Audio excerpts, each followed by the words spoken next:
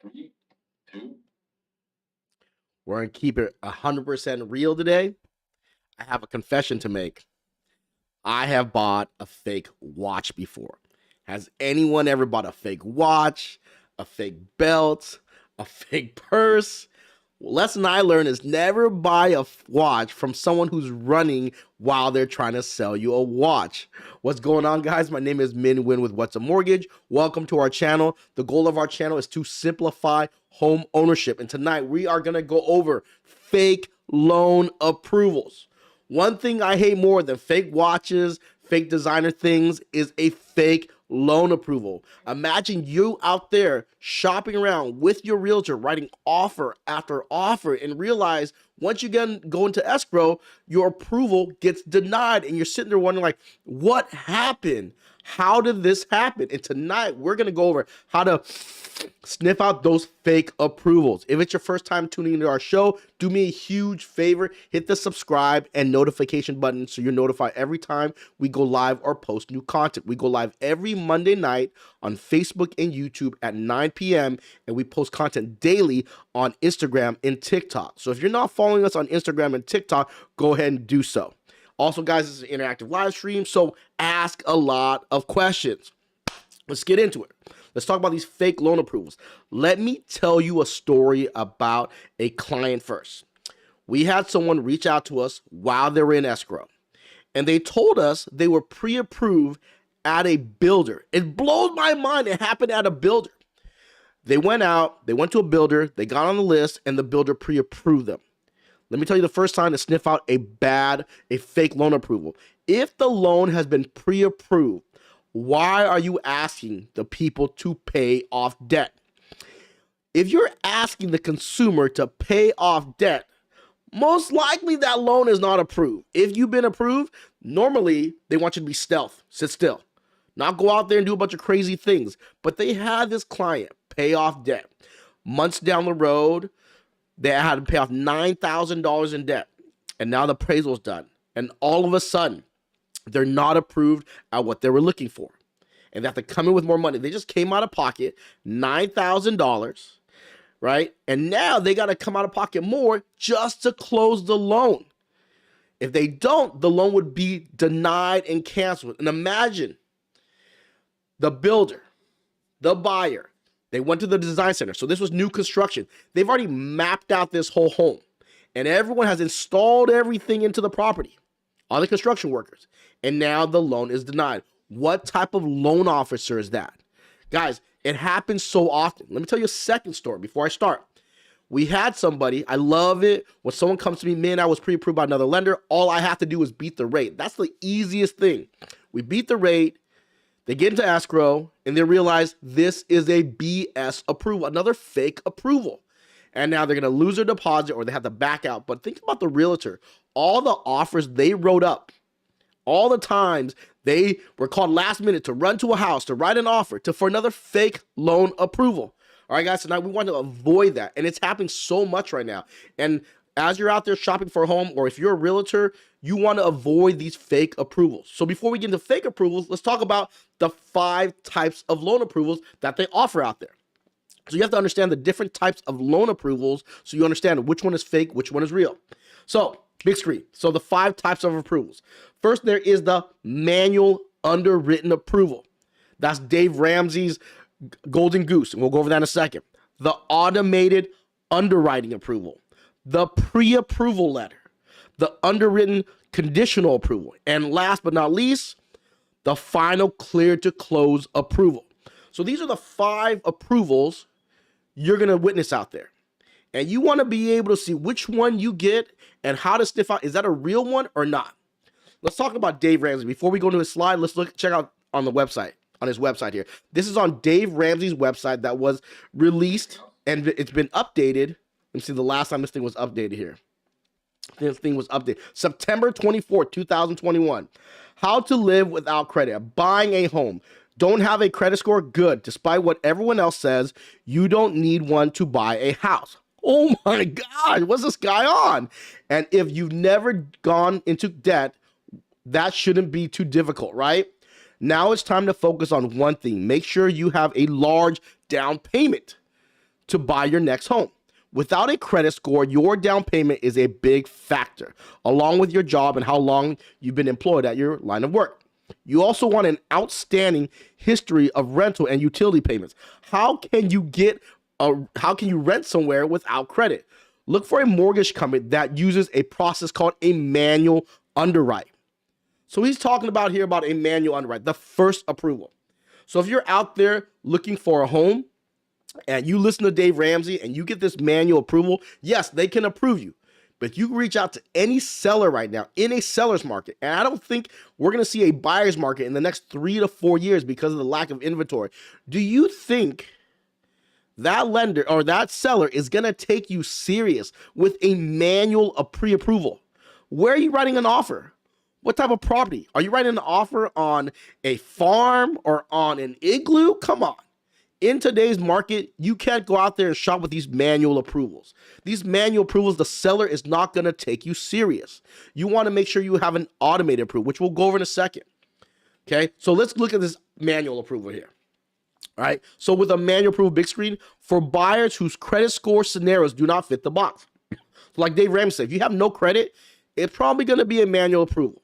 Right, you have to have no credit or low credit. With this manual approval, typically you're going to get a conventional loan. It's not guaranteed when they give you that manual approval because they don't really process the deal until you actually get into escrow. Seller's market, they're not going to like it. You're going to need a big down payment. So with a manual approval, you got to save a huge down payment. Also, low debt to income ratio, which means you qualify for less home. And it's hard to find a bank. And conveniency, small screen, Dave Ramsey has a link to a mortgage company that does a manual approval. I guess who he's doing business with. Probably sure he's doing it with that company. That's why that company is offering these manual approvals. And also with these manual approvals, big screen, next slide.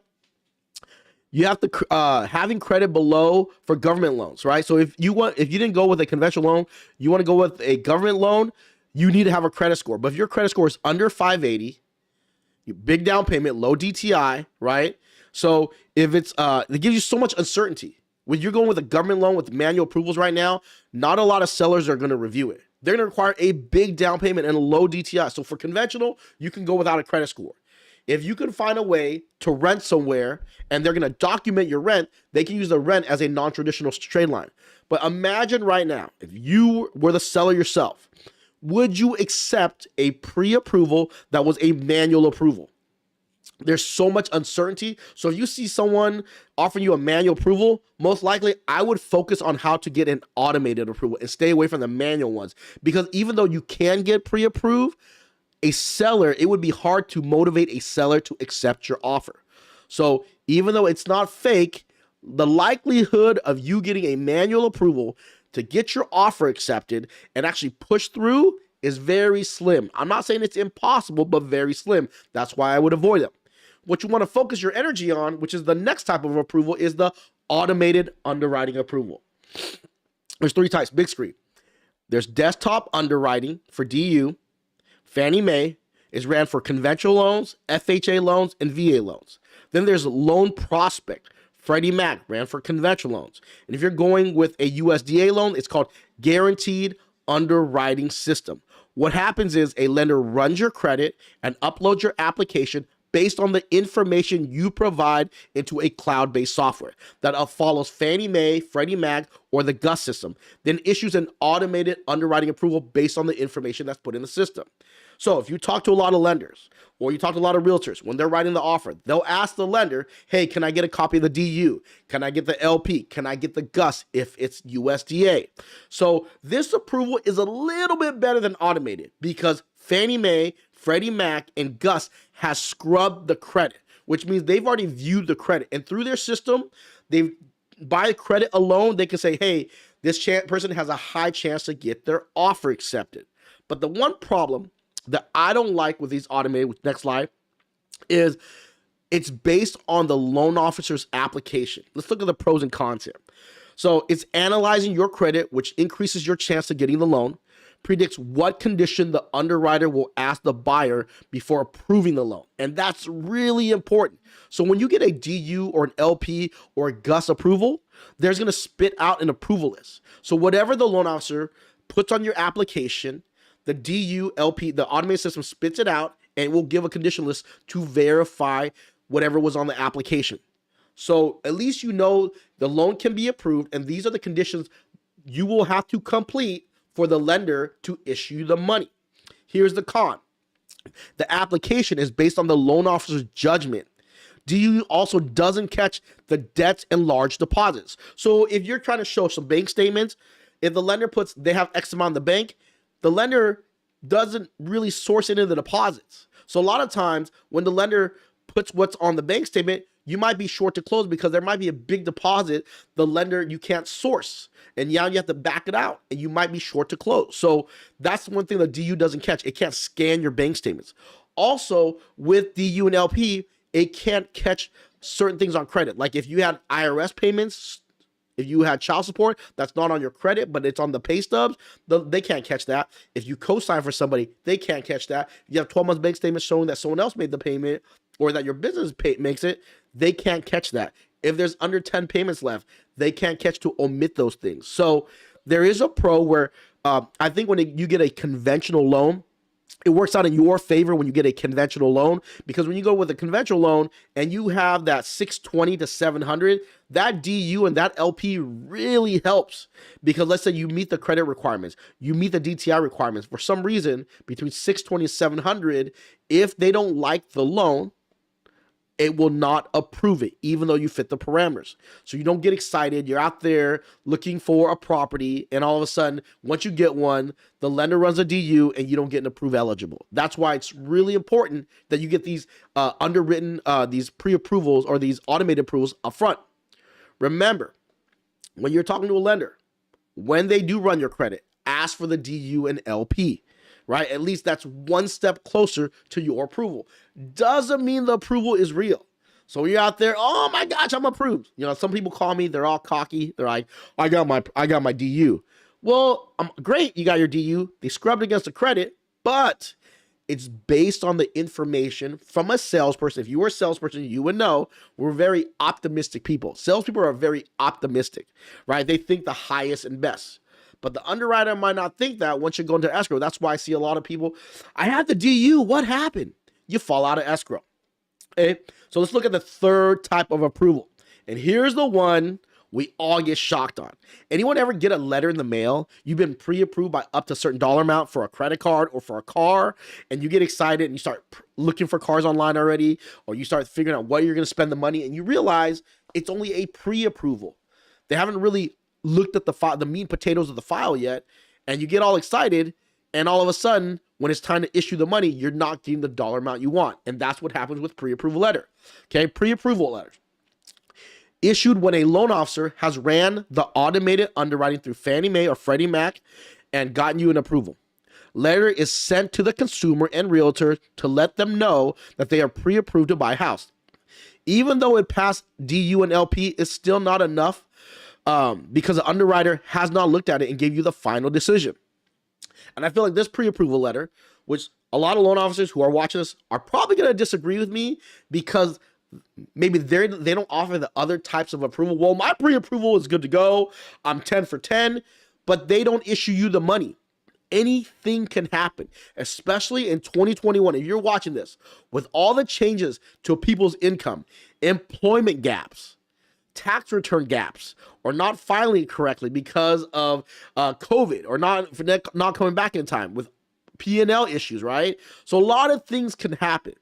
So that's why you want this file. If I have been pre-approved for this dollar amount, and you realize once you go into escrow, the underwriter denies a loan, and you get all, right? You get all depressed. If you're a realtor, if it happens to you, let us know in the comments below. If you know someone that's been through that, or if you've gone through it, let us know in the comments below, because it's not rare. It's pretty common that a loan officer runs your credit. And that's why I like these bigger companies. These bigger companies, they can't even issue the pre-approval until DU is ran. And some of these bigger companies, the system validates the income, validates the assets already. So you know this is the income and asset the lender's going to use, and then they offer you a pre-approval. The smaller companies, unfortunately, brokers, I'm not talking bad about brokers. Brokers have a lot of great qualities. Unless they are sending the loan to a company that also validates all that information, that pre-approval is just a loan officer's opinion who's a salesperson who's just typing up a letter on a Word document. And you're out there with this couple $100,000 pre-approval letter dancing the night away with your DU and with your credit report and with your assets, knowing that it's just a letter by a salesperson. Yes, can that salesperson be right? I'm sure they're right 90% of the time. But do you want to take that risk? I'm telling you right now, this week alone, the 2 stories I told you, completely true. One was a builder. How did that happen with a builder, right? I think in a bigger company, they've already ran all that information and checked, but they're still paying off debt while they were pre-approved. Why would you still be paying off debt if you are approved? And now last minute, you have to come in with more money, right? So it's really important that you understand that these pre-approval letters, yes, some people are going to be mad at me, but they're not real approvals. They're just like that letter you get in the mail regarding a car loan or a credit card. And a lot of people hate on the next approval because they don't offer the next approval. They only offer pre-approval. So, but if it was me, in a seller's market where they want you to waive the loan contingency, I wouldn't be walking around with the pre-approval letter. I would want the next approval, the underwritten approval. Here's where it's at, right? Here's where it's at. Underwritten conditional approval. It's like having a golden ticket when shopping for a home, issued by an underwriter who has final say. So you get this underwritten conditional approval. An underwriter has issued it. Of course, you're dealing with the bigger companies. They've already validated the income. They've validated the asset. Credit's been scraped against DULP. So, when you get approved for a home loan, it's credit, income, assets, and the home. So you're just waiting for that property. But the other 3 have been reviewed. The loan, so in a pre-approval or in a DU, the loan officer puts in the application. In the underwritten approval, even though the loan officer puts in the application, the underwriter validates all the information they got from you uploading into the system, and then they correct the loan application and they run their own DU. And the conditions that are spit out are the true conditions that they're going to ask you for before they loan you the money. That's why it's so important. If you can work with a lender on refi, it's not a big deal. You can go to anyone you want on a refi, on a purchase. If you want certainty in the biggest investment you're going to make in your life, you don't want to waste the realtor's gas money or time, drive around, seeing all these homes. You want that underwritten approval. You won't want that Fugazi, right? You don't want that Fucci, right? You want that Gucci. So only issued by an underwriter. The highest chance of closing escrow without hiccups. You can waive your loan contingency. I'm not saying you should, but if you are going to waive one, make sure you have that underwritten approval. And make sure the loan officer goes over the condition with you. Make sure it's conditions you can collect. If it's conditions like, hey, they might issue you an approval, but not conditions you can collect, do not move forward, right? Make sure it's conditions you can clear. So it's important. If you can get that 4th approval, that's that underwritten, right? That's that golden ticket you want. So you can go out there and shop for a home. And let's talk about the last approval, the final and clear to close. This is the real deal as it gets. The final approval won't be issued until you are actually in escrow. So in the pre-approval and the underwritten approval, credit's cleared, income's validated, assets validated. You can clear all those conditions, but the final one will be the appraisal. Once the appraisal comes in, it comes in value, or if it doesn't, you've negotiated to come in with the difference, and you actually have the assets in the bank to verify that. And the loan is locked, so you know the exact DTI. Now you get a final and clear to close approval. That's when you know. You can probably tell your landlord, bye, Felicia. I would not say bye, Felicia, unless you have that final clear to close approval. Do not be waving. Do not be sending selfies. Oh, my new home, my dream home, you do you, me do me. Living my best life. Don't do any of that unless you get the final clear to close approval. Issues all the conditions by an underwriter. Everything is signed off. You can waive your contingency. Once you get this approval, this is where you know it's the real deal. Don't think you're walking around with some PDF or some Word document pre-approval letter and you're fine. You're not. You need to get the underwritten approval, see that condition list, clear all your conditions, but you can't even get the final until you have a property. That right there are the 5 loan approvals. And you can tell which ones are fake, which ones are not, and how to sniff out, if you can't get to that next level approval, at least on your current approval, what to sniff out to make sure it's as legitimate as possible. Let me tell you the ideal situation, okay? I know you brokers out there throwing knives at my face right now, throwing knives at my face, but I got to keep it 100, right? I love brokers when it comes to refinancing. If you have a high credit score, a low DTI that you have for sure certainty, a broker is great, right? But if you went through a job change, you got maternity, if your job is, you had a lot of transition, 2021 was a crazy year. If you had a lot of transitions, overtime got dropped, now it's increased, right? Bonus, commission, part-time job, you changed jobs. You don't want to risk it with a pre-approval. You want to get that underwritten, okay? So you want to run credit. So here's the ideal situation. Run credit with the lender. You got to run credit or they can't issue anything that's real, okay? Provide all documents along with your application. Make sure all the documents are updated and not outdated. Remember, updated and not outdated. Have the lender issue you a DU and LP, and you want to see a copy of that thing. You want to be like these other, like I said, that new construction person that didn't see the LP and DU, and they fell in love with the house. And think about, if I was the lender's boss, I would be upset because they went to the design center and they've already pimped out the whole property with what they want it to look like. And now if they don't go through with it, that house has all these upgrades that someone else might not want. Right? So you want them to issue that pre-approval letter. So you have your pre-approval, you have your DU, you have your LP, you want to give them 3 days, hey, give me that underwritten approval. If you can't, look at that DTI on your DU. Make sure that DTI is in the low 40s, high 30s. If you're in that area, most likely you're good. But you're hitting that 45 and above, I would want to see that underwritten approval. Or ask the lender, when you did my pre-approval, did you validate my income? Is my income validated? Which means that's the income the bank's going to use. Don't give me the income that you see in your eyes. Don't eyeball my income, right? I had a loan officer, I'm not going to say his name. He's old school. It's like OG, triple OG. He's too OG that he doesn't even look at income. He eyeballs it. He's had deals fall out of escrow. We had to like cut him from the team because he was eyeballing the income. You can't eyeball the income. Think about it. People eyeballing your destiny. Right? You want to eyeball your destiny. You want that income validated, okay? Once you get that underwritten approval, you want to clear all those conditions. You want to go down the line, right? Clear all those conditions. Once you clear all those conditions, then you want to chill. Once you find a home and that appraisal clear, you're Gucci. You got a solid deal. Ain't no one falling anywhere, right? You're going to get your home. You can tell your landlord, peace out, right? So definitely that is the ideal situation.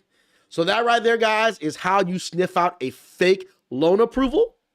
Of course, some people, that's all they offer. If they do offer only that, how to sniff out, make sure you can get it close to approved as possible.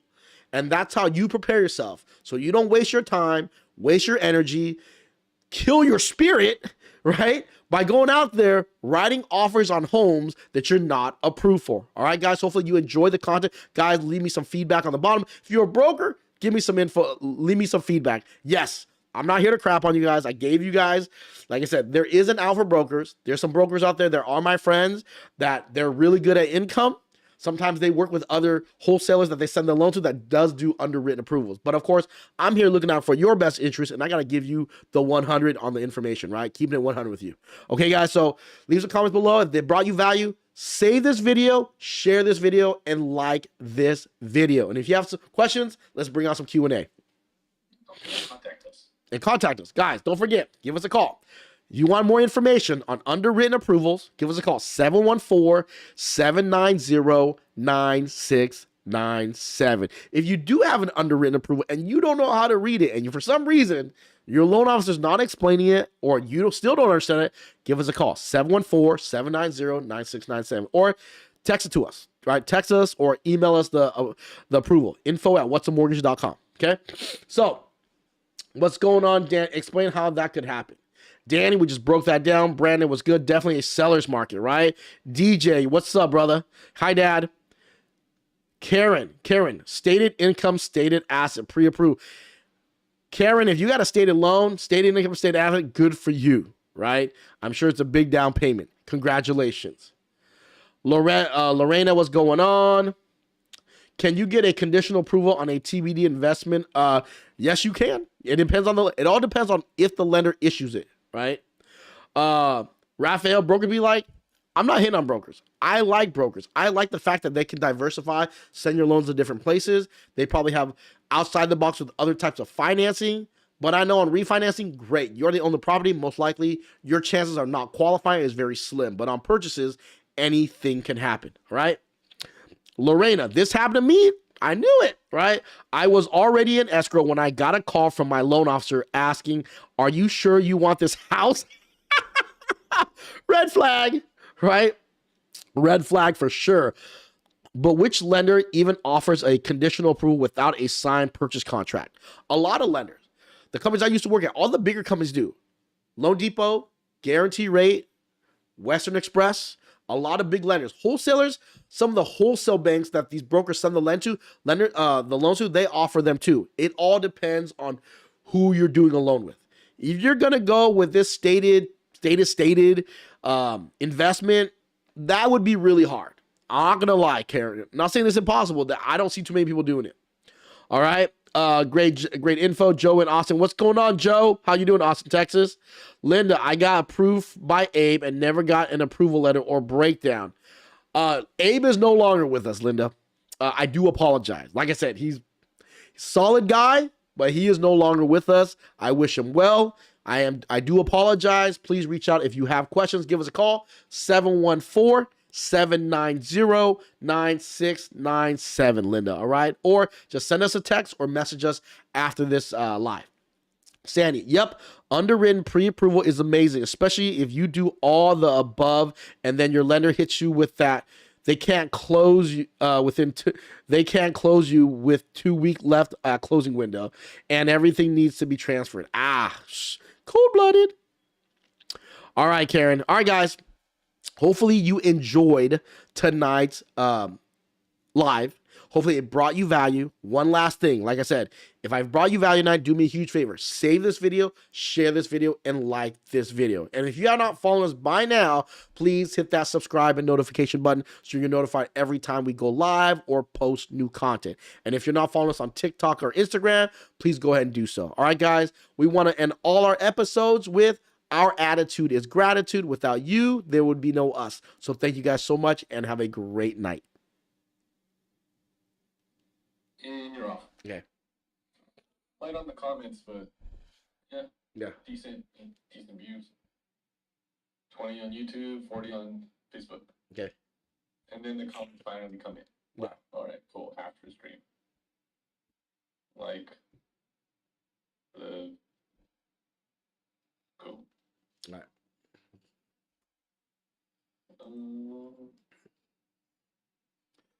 What were we saying? About the videos. Yeah. Because, like, I know we have to get out all the loan programs. And I don't know when we're really going to have time to film it all and jam it into the next couple weeks.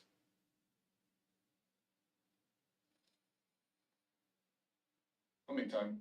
So, like, I don't mind writing the script, the slides and getting them done in the first week. The steps to buy a house in 2022. How to buy FHA. I can do them all on Monday live easily because we can get them done. But then oh, you're still live. Oh, we are? Are we still live? Yeah, we are. Hold on.